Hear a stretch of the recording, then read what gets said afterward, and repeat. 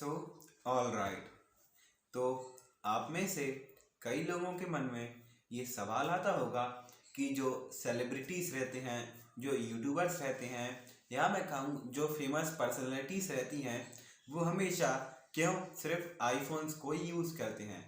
हाँ, हालांकि वो दूसरी कंपनीज के फ़ोन्स को भी यूज़ करते हैं, लेकिन जो उनका प्राइमरी प्राइमरी मतलब जो उनका पहला फ़ोन होता है वो हमेशा आईफोन ही होता है। तो आखिर ऐसा क्यों होता है, तो इस वीडियो में मैं आपको यही बताने वाला हूं। तो सबसे पहली बात, तो आप में से बहुत से लोगों को ये लगता होगा, पहले मुझे भी लगता था, कि जो आईफोन्स रहते हैं वो अदर स्मार्टफोन्स के मुकाबले थोड़े महंगे रहते हैं, तो उनको महंगे फ़ोन्स इस्तेमाल करने का शौक होगा। लेकिन ऐसा नहीं है। जो अदर कंपनीज के स्मार्टफोन्स हैं, फॉर एग्जांपल सैमसंग, वो भी उसी प्राइस रेंज में अपने काफ़ी फ़ोन्स को निकालते हैं जिस प्राइस रेंज में आईफोन्स आते हैं।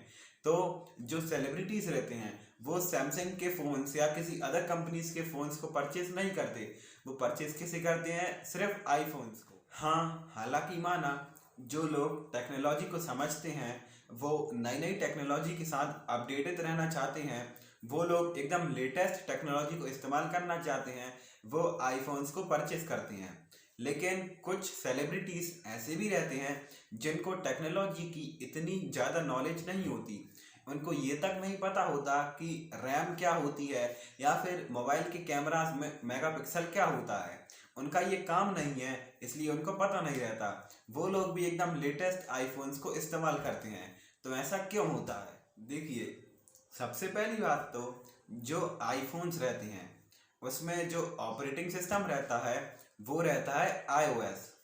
एंड अगर आप किसी भी कंपनी का स्मार्टफोन इस्तेमाल कर रहे हो एक्सेप्ट एप्पल, आपके स्मार्टफोन में ऑपरेटिंग सिस्टम होगा, वो होगा एंड्रॉयड।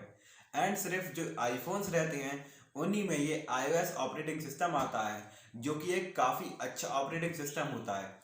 हालांकि एंड्रॉयड भी बहुत अच्छा ऑपरेटिंग सिस्टम है, लेकिन iOS उससे एक कदम आगे है। iOS बहुत ही ज़्यादा कन्वीनियंट टू यूज़ है और उसको आप आसानी से यूज़ कर सकते हो। एंड्रॉयड को भी आप कर सकते हो। तो देखिए क्या होता है कि जो iOS है वो एप्पल का है, एंड एप्पल सिर्फ अपने ही प्रोडक्ट्स में ये iOS ऑपरेटिंग सिस्टम देती है, लेकिन जो एंड्रॉयड है वो गूगल का है। तो जो बची हुई स्मार्टफोन कंपनीज है उन सभी में आपको एंड्रॉयड देखने को मिल जाता है। तो बाकी बची हुई स्मार्टफोन्स कंपनी आप एंड्रॉयड को अपने हिसाब से कस्टमाइज कर लेती हैं। उनको जो मर्जी चाहे कौन सा ऑप्शन, फॉर एग्जांपल वाईफाई चालू करने का ऑप्शन किसी पर्टिकुलर स्मार्टफोन में किसी और जगह होगा, वहीं पर दूसरी स्मार्टफोन में वो वाईफाई चालू करने का ऑप्शन किसी और जगह होगा। जबकि आईओएस में ऐसा नहीं होता। अगर आईफोन 1 में फॉर एग्जांपल अगर आपको वाईफाई चालू करने का ऑप्शन ऊपर से स्लाइड करेंगे जब आएगा, तो आईफोन 12 में भी वाईफाई चालू करने का ऑप्शन आप ऊपर से स्लाइड करेंगे वहीं पर आपको मिल जाएगा। जबकि एंड्रॉयड स्मार्टफोन्स में ऐसा नहीं होता।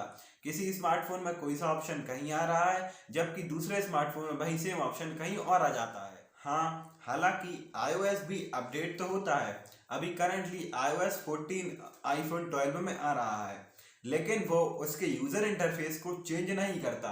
यूज़र इंटरफेस वो पुराने जैसा ही रखता है, उसमें थोड़े बहुत अपडेट्स आते होंगे, लेकिन वो पूरी तरीके से अपडेट नहीं होता है।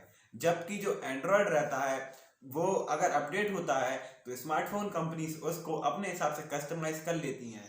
इसको मैं आपको एक एग्जांपल देके समझाता हूँ। मान लीजिए फॉर एग्जांपल आप एक ओप्पो का स्मार्टफोन इस्तेमाल करते हो, एंड अगर आप किसी दूसरी कंपनी के स्मार्टफोन में फॉर एग्जांपल वीवो का स्मार्टफोन इस्तेमाल करना चालू करोगे, तो आपको शुरू शुरू में थोड़ी दिक्कतें आएंगी। आपको आदत होगी किसकी, ओप्पो के स्मार्टफोन्स की, कि इसमें यहाँ स्लाइड करने से आप यहाँ जा सकते थे। क्योंकि मैंने पहले भी बता चुका हूँ कि बहुत सारी स्मार्टफोन कंपनीज एंड्रॉयड को अपने हिसाब से कस्टमाइज कर लेती हैं, जबकि iOS में ऐसा नहीं होता। अगर आप आईफोन 7 इस्तेमाल कर रहे हो तो आपको आईफोन 12 इस्तेमाल करने में कोई दिक्कत नहीं होगी। आईफोन 7 के यूज़र इंटरफेस और आईफोन 12 के यूज़र इंटरफेस में इतना कुछ ज़्यादा खास फर्क नहीं होगा। इसी कारण से बहुत से लोग आईफोन्स को ओवर अदर कंपनीज के फ़ोन प्रेफर करते हैं। जो अगला रीज़न है वो है आईफोन्स का कैमरा। आईफोन्स का जो कैमरा रहता है वो सबसे अच्छा रहता है, वो बेस्ट इन क्लास रहता है। हालांकि पिक्सल फोन्स का भी कैमरा काफ़ी अच्छा रहता है जो कि एंड्रॉयड फोन्स हैं, लेकिन उनके बारे में मैं थोड़ी देर बाद बात करूंगा। जो आईफोन्स का जो कैमरा रहता है वो एकदम बेस्ट इन क्लास रहता है। तो और अच्छा कैमरा वाला फ़ोन किसको नहीं पसंद। अब अगर मुझे जो मेन बात लगती है वो है एप्पल की ब्रांड वैल्यू। जो एप्पल है उसकी ब्रांड वैल्यू इतनी ज़्यादा है कि पूछो मत। जो एप्पल की ब्रांड वैल्यू है वो किसी भी अदर स्मार्टफोन कंपनी के मुकाबले बहुत ज़्यादा है। अब ब्रांड वैल्यू क्या होती है? ब्रांड वैल्यू को मैं आपको एक एग्जांपल देके समझाता हूँ। मान लीजिए आपने दो फोन्स परचेज किए। एक है सैमसंग का नोट 20 अल्ट्रा, उसकी प्राइस है अराउंड 1 लाख रुपीज़ के करीब। एंड आपने दूसरा फ़ोन परचेज किया आईफोन 12 एंड उसकी प्राइस भी है अराउंड 1 लाख रुपीज़ के करीब। एंड अगर आप वो सैमसंग का 1 लाख रुपीज़ का फ़ोन लेके पब्लिक में जाओगे तो शायद आपको इतना नोटिस नहीं किया जाए।